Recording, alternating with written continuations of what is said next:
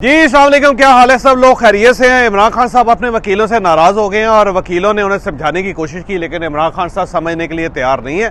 उनका ख्याल ये है कि वकीलों की बेवकूफ़ी की वजह से अब ये इलेक्शन नहीं लड़ सकेंगे। इमरान खान साहब इलेक्शन क्यों नहीं लड़ सकेंगे और वकला ने उनके साथ क्या किया, ये हम आपको आज के वीलॉग में बताएंगे। और मियां नवाज शरीफ साहब को रिलीफ मिलना शुरू हो गया। कल नैब तकरीबन अदालत के अंदर ढेर होगी। उन्होंने कहा जी हमें सिर्फ आधा घंटा चाहिए मियां नवाज शरीफ साहब को बाइज्जत बरी करने के लिए। नैब को इतनी जल्दी क्यों है, ये भी हम आपको आज के वीलॉग में बताएंगे। और इसके साथ साथ खावर मानिका साहब की ठीक ठाक ट्रोलिंग इस वक्त हो रही है और इसके साथ साथ शाहजेब खानजादा साहब की भी, जबकि मैं ये समझता हूँ कि शाहजेब खानजादा ने बहुत अच्छा जर्नलिस्ट होने का सबूत दिया है। शाहजेब खानजादा ने अच्छा सबूत कैसे दिया है और खावर मानिका साहब को लोग लानत मलानत क्यों कर रहे हैं इस वक्त, ये भी हम आपको आज के वीलॉग में बताएंगे।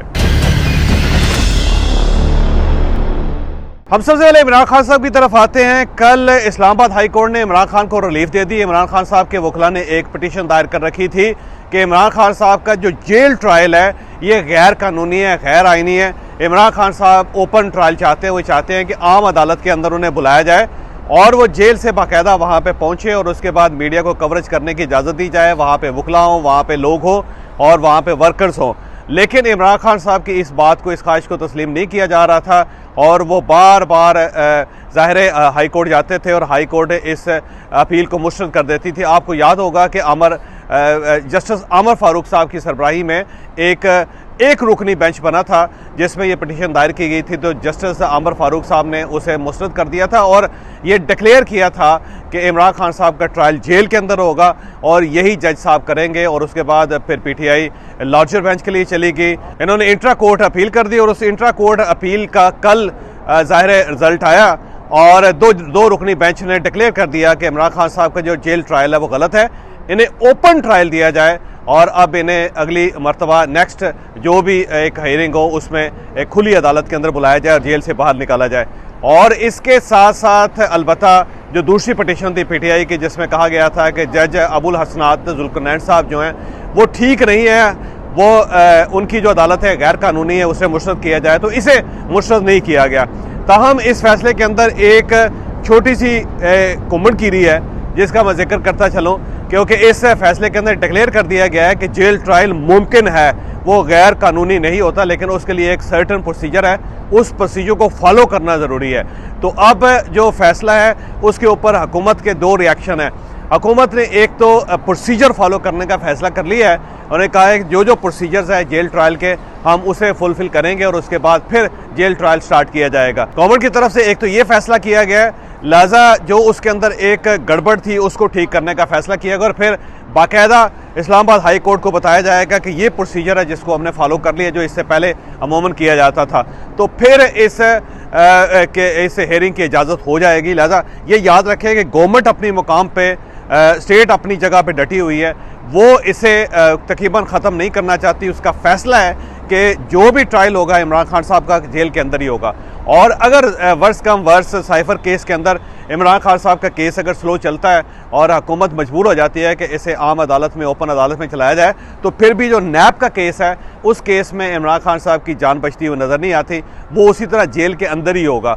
तो आप अगर हाई कोर्ट इस बुनियाद पे उस केस को भी ओपन कर देती है तो फिर एक और केस तैयार है जैसे इद्दत में निकाह का केस कहा जाता है, क्योंकि जो खावर मानिका साहब की जब स्टेटमेंट आ गई तो अब उस का जो मुकदमा है वो डेफिनेटली उसकी स्पीड भी तेज़ हो जाएगी। तो बहरहाल जेल इमरान खान साहब का मुकद्दर है कि अगर एक ट्रायल से उनकी जान बचेगी तो दूसरा ट्रायल शुरू हो जाएगा, दूसरे ट्रायल से जान बचेगी तो तीसरा ट्रायल शुरू हो जाएगा। लेकिन कल जब वकला ने ये सोचा कि हमने एक बहुत बड़ा माइलस्टोन अचीव कर लिया है कि हमने मजबूर कर दिया है हाई कोर्ट को और स्टेट को कि अब ये केस ओपन होगा और हमारी एक प्ली कबूल कर ली गई है, तो सबका ख्याल ये था कि खान साहब शायद इस बात पे खुश होंगे। लेकिन इमरान खान साहब ने सख्ती से अपने वकला से कहा है कि जब ये केस चल रहा था और ये अपने मंतकी नतीजे की तरफ पहुंच रहा था तो आपको ये नहीं करना चाहिए था, ये दरख्वास्त वापस ले लेनी चाहिए थी। तो वकला का ख्याल ये था कि इमरान खान साहब शायद जेल के अंदर रहने के बाद एडजस्ट हो गए, अब वो जेल में रहना चाहते हैं। लेकिन इमरान खान साहब ने यह नुक्ता बयान किया कि देखें मेरा 80% केस जो था वो चल पड़ा था और जब मेरे खिलाफ फैसला आना ही है तो आ जाता, जब फैसला आ जाता तो मेरे पास 2 अपील करने की गुंजाइशें मौजूद थी। मैं इस्लामाबाद हाई कोर्ट में अपील कर सकता था, सुप्रीम कोर्ट ऑफ पाकिस्तान में अपील कर सकता था। अभी भी हामिद खान साहब की वकालत में एक जो अपील है वो सुप्रीम कोर्ट ऑफ पाकिस्तान में दायर है और उसका भी ज़ाहिर है आज या कल में फैसला आने वाला है। तो इमरान खान साहब का ख्याल ये था कि मेरे पास गुंजाइश थी कि मैं इस्लामाबाद हाई कोर्ट जा सकता था, मैं सुप्रीम कोर्ट ऑफ पाकिस्तान उस सज़ा के अंगेंस्ट जा सकता था और उससे क्योंकि उसके बाद इलेक्शन के अंदर गुंजाइश मौजूद था और हो सकता है कि मैं उससे रिलीफ मुझे मिल जाता और मैं इलेक्शन लड़ने के काबिल होता। लेकिन अब क्योंकि ये केस दोबारा ज़ीरो से स्टार्ट किया जा रहा है, जिस तरह वो खान के बारे में एक लतीफ़ा मशहूर था कि उसने सारी लकीरें मिटा के कहा कि ठीक है नए सिरे से खाना खाते हैं, नए सिरे से रोटियां खाते हैं। तो उनका ख्याल ये इमरान खान साहब का कि अब ये केस दोबारा शुरू हो जाएगा जिसका मुझे नुकसान है और इस दौरान इलेक्शन गुजर जाएंगे। तो उनका ख्याल ये है कि वकला ने गलत किया, वकला अगर इसको सही रखते तो फिर हमें रिलीफ मिल सकता। तो इमरान खान साहब इस फैसले से को बहुत ज़्यादा खुश नहीं है। अगर अब इन्हें हुकूमत की तरफ से चॉइस दी जाए कि आपने ये केस जेल के अंदर चलाना है या जेल के बाहर चलाना है, तो मेरा ज़ाती ख्याल ये कि इमरान खान साहब ये चाहेंगे कि ये केस जेल में चले ताकि केस निपटे, ताकि इलेक्शन से पहले इमरान खान साहब को इलेक्शन लड़ने का मौका मिल सके। लेकिन ये जो फैसला है जिसे इस वक्त PTI के कारकुन बहुत ज़्यादा एक दूसरे को मुबारकबाद पेश कर रहे हैं, ढोल बजा रहे हैं, उस पर इमरान खान साहब को बहुत रिजर्वेशन है। इमरान खान साहब को इसका कोई फ़ायदा नहीं हुआ। दूसरी तरफ मियां नवाज शरीफ साहब कल इस्लामाबाद हाई कोर्ट में पहुंचे, हाई कोर्ट में उनकी अपीलें थी और फौरी तौर पे अगली तारीख दे दी गई है। और ये वहाँ पे मामला बड़ा दिलचस्प था कि जज साहब ने नैब के वकील से पूछा कि आपको इस केस की हेयरिंग के लिए कितना टाइम चाहिए, तो उन्होंने कहा जी आधा घंटा चाहिए, हमें आधा घंटा मिल जाए तो हम दूध का दूध और पानी का पानी कर सकते हैं। ये भी नैब की तरफ से पाकिस्तान की तारीख में पहला वाक़या हुआ है कि नैब ने सिर्फ आधा घंटा मांगा है अपने आप को या अपने मुलज़म को बेगुनाह साबित करने के लिए। और जब वकला से पूछा गया, इमरान खान साहब के वकला से, कि आपको हेयरिंग के लिए या जिरा के लिए कितना टाइम चाहिए, तो उन्होंने कहा 4 से 6 घंटे हमारे लिए काफ़ी हैं। लिहाजा मियां नवाज शरीफ साहब को बेगुनाह साबित करने के लिए 4 से 6 घंटे जो उनके वकला उनको चाहिए। और दूसरी तरफ जिसने उन्हें गुनाहगार करार दिया हुआ है, जिस इदारे ने उन्हें मुलज़म डिक्लेयर किया हुआ है, जिसने उन्हें मुजरम डिक्लेयर किया गया है यानी नैब, उसे सिर्फ आधा घंटा चाहिए मियां नवाज शरीफ साहब को बेगुनाह साबित करने के लिए। तो ये एक ऐसी उल्टी गंगा बह रही है कि जिसके बारे में सब हैरत से एक दूसरे की तरफ देख रहे हैं कि यही वो इदारा था जिससे एड़ियाँ रगड़ रगड़ के मियां नवाज शरीफ साहब को सजा दिलवाई थी अल अजीज़िया और एवन फील्ड में, और ये कहा था कि ये पाकिस्तान के सबसे बड़े करप्ट सियासतदान हैं। लेकिन आज वही नैब सिर्फ आधे घंटे में मियां नवाज शरीफ साहब को बेगुनाह साबित करने के लिए तैयार बैठी है। तो ये उल्टी गंगा जो है ये वैसी है जैसे 2018 में थी कि मियां नवाज शरीफ को हर सूरत सज़ा होनी चाहिए और इमरान खान साहब को अगर सादिक का टाइटल देना पड़ता है, अगर अमीन का टाइटल देना पड़ता है, अगर उन्हें आलम इस्लाम का सबसे बड़े मुजाहिद का टाइटल भी देना पड़ता है, तो दे के उन्हें इलेक्शन के काबिल बनाया जाए। तो अब ऐसे महसूस होता है कि 2023 में या 2024 के शुरू में वही मुकाम आ गया जो 2018 में इलेक्शन से पहले था कि इमरान खान साहब को सादिक और अमीन का टाइटल दे के उन्हें इलेक्शन के काबिल बना दिया गया था और मियां नवाज शरीफ साहब को दुनिया का सबसे बड़ा करप्ट आदमी डिक्लेयर करके जेल में फेंक दिया गया था। तो इस बार मियां नवाज शरीफ साहब सादिक और अमीन होंगे और इमरान खान साहब को दुनिया का सबसे बड़ा करप्ट सियासतदान डिक्लेयर कर दिया जाएगा। तो 2023 अमूमन आम जैसे कि कहा जाता है कि वैसा हो गया जैसे 2018 में हुआ था। तो बस 1-2 साल एक दूसरे के साथ मिलते हुए इस वक्त मुझे नज़र आ रहे हैं। और आखिरी चीज़ खावर मानिका साहब की इस वक्त भरपूर ट्रोलिंग हो रही है। उनके पुराने क्लिप्स चलाए जा रहे हैं जिसमें वो बुशरा बीबी को इंतहा दर्जे की इबादत गुजार खातून डिक्लेयर कर रहे हैं। मैं कल भी आपको बता चुका हूँ कि खावर मानिका साहब ने 90% झूठ बोला है। खावर मानिका साहब बाकायदा झूठ बोल रहे हैं क्योंकि पहले वो अपनी बेगम के साथ मिले हुए थे और अब जब डंडा पड़ा है तो उसके बाद खावर मानिका साहब ने अपनी साबिक बेगम को दुनिया की सबसे बदतरीन औरत साबित करने की कोशिश शुरू कर दी है। तो अब खावर मानिका साहब के जब पुराने क्लिप चल रहे हैं, पुरानी बातें चल रही हैं, फिर उनका जो बेटा बंटले गाड़ी के साथ खड़ा है जिसमें खुद भी मौजूद हैं साइड पे खड़े हुए, तो वो चल रही है। फिर ये बताया जा रहा है कि खावर मानिका साहब और उनकी फैमिली ने इमरान खान साहब के दौर में क्या क्या फैसिलिटीज़ हासिल की, कहाँ कहाँ पैसे, कहाँ कहाँ खांचे लगाए उन्होंने, तो वो चीज़ भी अब साबित होती चली जा रही है। मैं पहले भी बता चुका हूँ कि खावर मानिका साहब ने झूठ बोला था। उसकी वजह ये थी, खावर मानिका साहब 3.5 साल जो इमरान खान साहब के थे उसके अंदर बेनिफिशियरी थे। वो पाकपतन में अपने DPO से लगवाते होते थे, वो पाकपतन में अपने जो असिस्टेंट कमिश्नर लगाते थे, वो अपने DCO लगाते होते थे वहाँ पे। फिर वो ठेके लेते थे अपनी मर्ज़ी के। फिर उन्होंने कब्रिस्तान की ज़मीन के ऊपर कब्ज़ा करके वहाँ पे एक शादी हाल बना लिया था। बल्कि एक नादर चट्टा साहब एक बड़े ब्यूरोक्रेट हैं, इस वक्त वो सेक्रेटरी हैं पंजाब के अंदर, उन्हें बाकायदा जो उनकी प्रमोशन रोक दी गई थी और उन्हें एक जगह से दूसरी जगह फेंका जा रहा था। उसकी वजह यह थी कि उन्होंने खावर मानिका साहब की बात नहीं मानी थी। और इसके साथ साथ खावर मानिका साहब इतने ज़्यादा उसको पावरफुल थे कि उन्होंने अपनी बेटी का निकाह मस्जिद नबवी में करने का फ़ैसला किया और अपने जो नए समधी थे जिनके साथ उनका रिश्ता हो रहा था, अल फतेह स्टोर है लाहौर के अंदर, उनके बेटे के साथ हो रही थी शादी, तो वो उन्होंने बाकायदा पिंकी पीरनी को यानी बुशरा बीबी को बाकायदा लिखा कि मैं अपनी बेटी को बाहर ले जाना चाहता हूँ। और उस वक्त खातून अव्वल ने सऊदी एम्बेसडर को ख़त लिख के एक फैसिलिटी हासिल की थी कि जहाँ पे सऊदी अरब के अंदर या खाना काबा के अंदर या मस्जिद नबी के अंदर ये निकाह हो सके और रॉयल जो गेस्ट है उसका दर्जा दिया जा सके। तो अगर उन्हें अपनी बेगम के साथ इतने इख्तलाफात थे और अगर वो ये समझते थे कि बेगम ने ठीक नहीं किया था, तो फिर उन्हें अपनी बेटी के लिए रॉयल प्रोटोकॉल लेने की क्या ज़रूरत थी। और फिर उन्हें बाकायदा रॉयल गेस्ट हाउस में वहाँ पे ठहराया गया था, उनकी बेटी को, उनके होने वाले जो दामाद थे उनको, और फिर साथ साथ पूरी फैमिली को, और फिर इसके साथ साथ मानिका साहब को। बल्कि वहाँ पे मौका ये आता था कि एक वक्त ये था कि जब इमरान खान साहब और बेगम साहबा भी वहाँ पहुँचे हुए थे, क्योंकि इमरान खान साहब को बेगम साहबा साथ ले गई थी कि मेरी बेटी की शादी है तो आपको बतौर वज़ीर आज़म वहाँ जाना चाहिए। तो इमरान खान साहब बतौर वज़ीर आज़म अपनी बेगम के साथ अपनी सुतीली बेटी की शादी में वहाँ पर शरीक हुए थे। और उस सूरत हाल ये थी कि जो प्रोटोकॉल के लोग थे उनके लिए जो रॉयल गेस्ट हाउस था उसमें से इमरान खान साहब को निकालना और फिर मानिका साहब को निकालना बड़ा इशू था, क्योंकि सबकी कोशिश होती थी कि जब इमरान खान साहब उसके अंदर दाखिल हों तो उससे पहले पहले मानिका साहब को वहाँ से निकाल दिया जाए, और जब मानिका साहब अंदर दाखिल हो रहे हों तो उससे पहले पहले इमरान खान साहब को वहाँ से निकाल दिया जाए।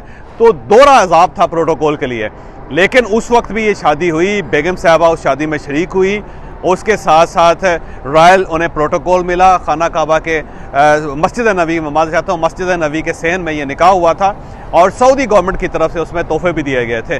तो अगर इतना ही ज़्यादा इख्तलाफ था तो फिर ये जो ताम झाम है इसकी क्या वजह है। फिर वो जब भी उनको ज़रूरत पड़ती थी तो वो बाकायदा आज़म खान साहब को फ़ोन करके अपने काम करवाते थे।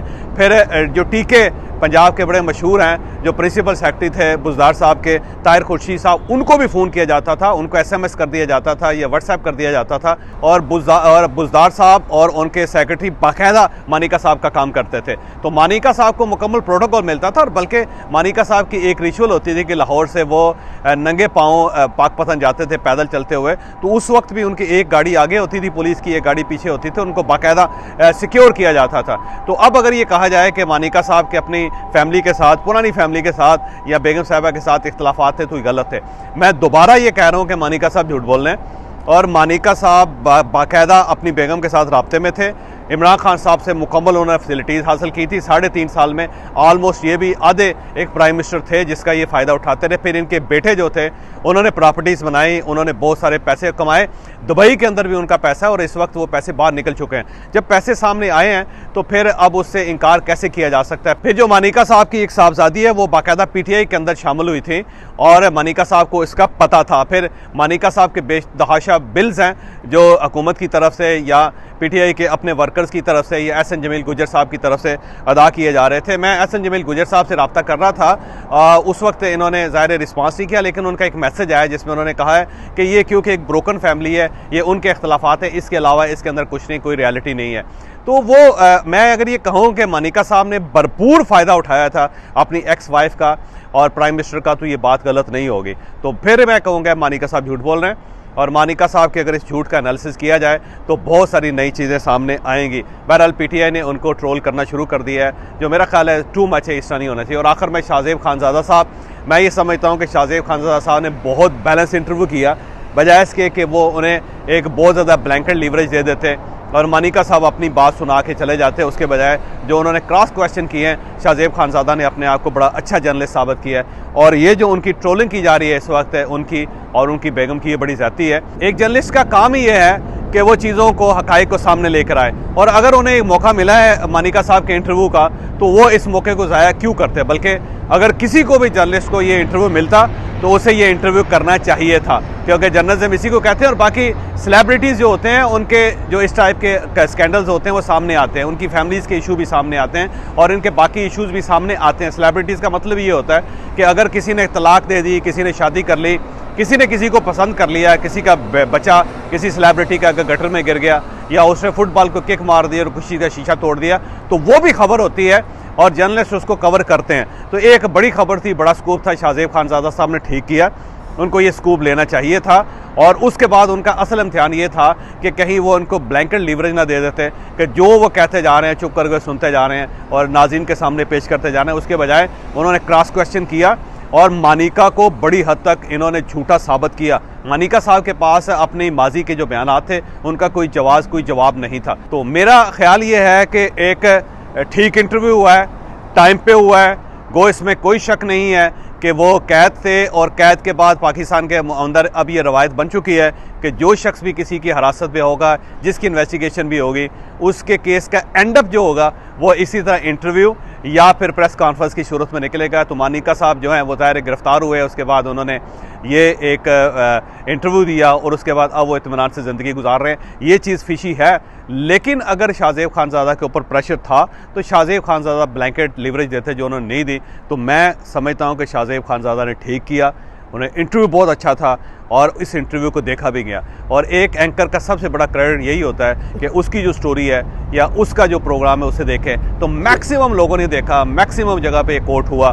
तो मैं शाहजेब खानज़ादा साहब को मुबारकबाद पेश करता हूँ और साथ उन्हें कहता हूँ कि अगर आप अच्छा काम करेंगे तो ये सलूक आपके साथ होगा, क्योंकि जब भी अच्छा सलूक किया जाएगा, बड़ा काम किया जाएगा तो उसकी अपोजिशन होगी। और पीटीआई का कमाल ये है कि अगर इन्हें चीज़ें पसंद ना आए तो ये इसी तरह टोल करते हैं। आज अगर इमरान खान साहब अपनी बेगम्स को तलाक दे दें तो आप यकीन करें कि यही पीटीआई के प्लेटफॉर्म होंगे जो बुशरा बीबी के बारे में वो सब कुछ कह रहे होंगे, जिसको खावर मानिका और शाहजेब खानज़ादा के बारे में कहे जा रहे हैं।